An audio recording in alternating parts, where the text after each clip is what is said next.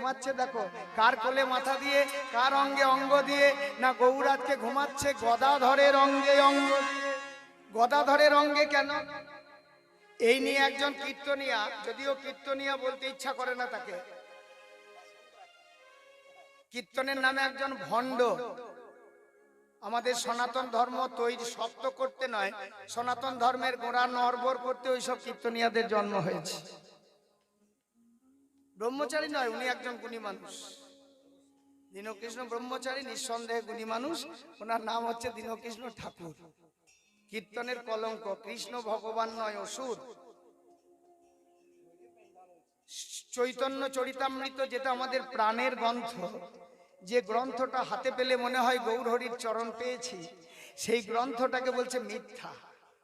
ভিত্তিটা কি না, বলছে এই গ্রন্থ ভুল ভাল বকছে। বলে কি ভুল বকেছে ভাই?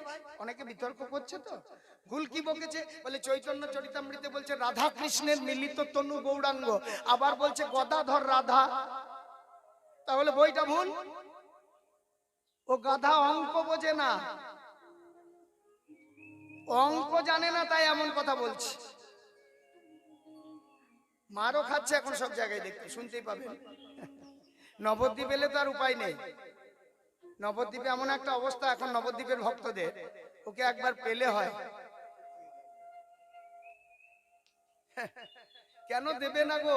চৈতন্য চরিতামৃত আমাদের গৌরকে জানার আর তার থেকে ভালো গ্রন্থ কি রয়েছে, সেইটার জন্য বলছে মিথ্যা।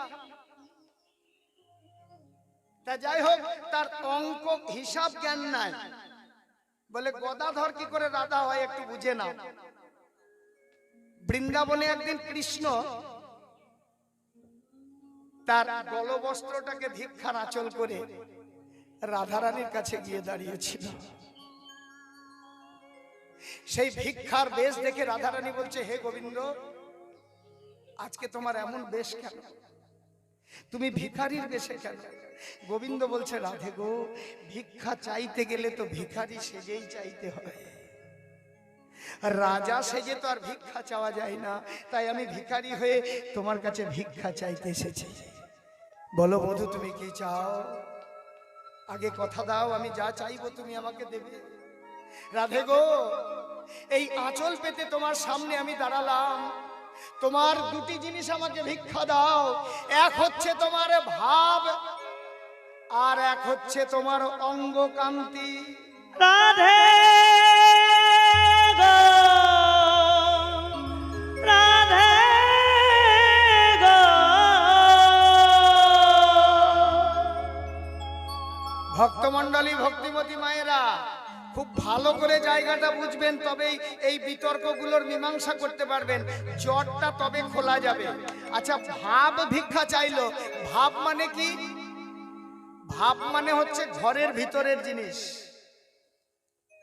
ভাব হচ্ছে ঘরের ভিতরের জিনিস, আর অঙ্গকান্তি মানে সেটা বাইরের। একটা ঘরের রংটা যদি আপনি ছাড়িয়ে দেন আর ভিতরের আসবাবপত্র যদি বিক্রি করে দেন, তার মানে কি পুরো ঘরটাই দিয়ে দেওয়া হলো? খুব ভালো করে হিসাব করুন, ঘরটা কিন্তু থাকলো, শুধু রংটা গেল আর ঘরের ভিতরে জিনিসটা আঁচলে ভিক্ষা দিল। যখন দিল বলল, বধূ এগুলো নিয়ে তুমি কি করবে? বলে, রাধে গো, রাধে গো। এইগুলো নিয়েই আমি কি করব জানো? কি করব জানো? এইগুলো নিয়ে আমি কলিজীবের দ্বারে দ্বারে কেঁদে বেড়াবো।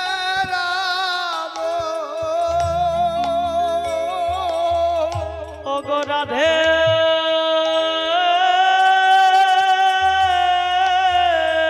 গো, কলিজীবের দাদে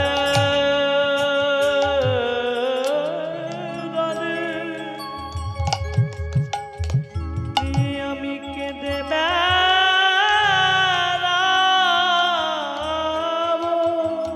তোমার প্রেমের ডালি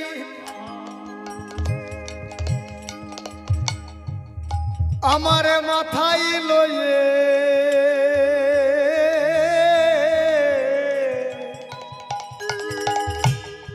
কলিজীবের দ্বারে দ্বারে আমি কেঁদে বেড়াবো তোমার প্রেমের ডালি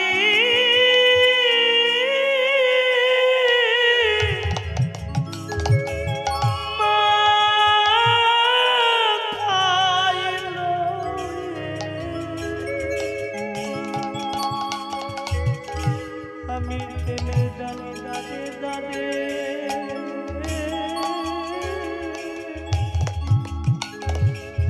কেঁদে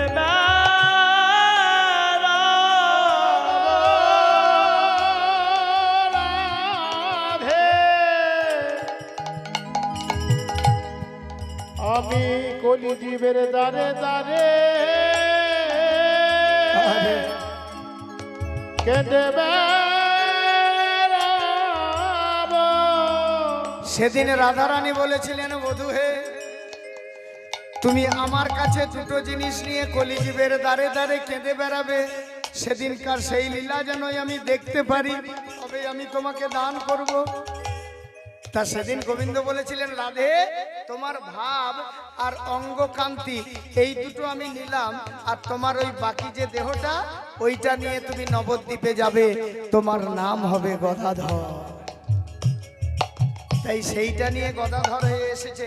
গদাধর হলো রাধা শক্তি। আর বলছে কিনা গদাধর যদি রাধা, রাধা কৃষ্ণ মিলে কি করে গৌর হলো?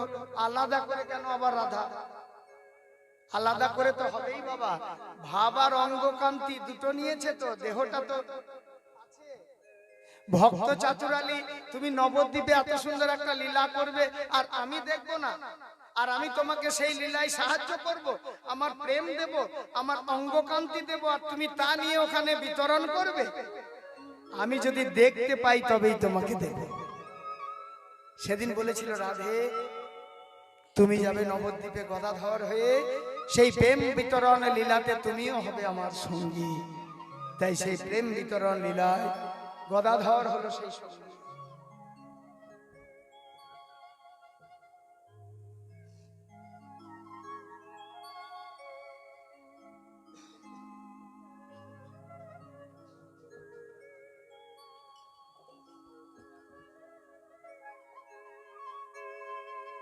বিচিত্র পালঙ্ক সেজ রতন বালি সে,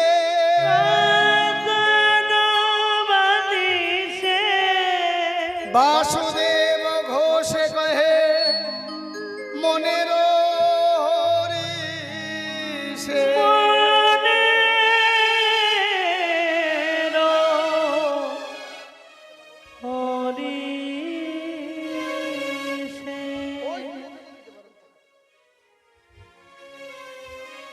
মনেরও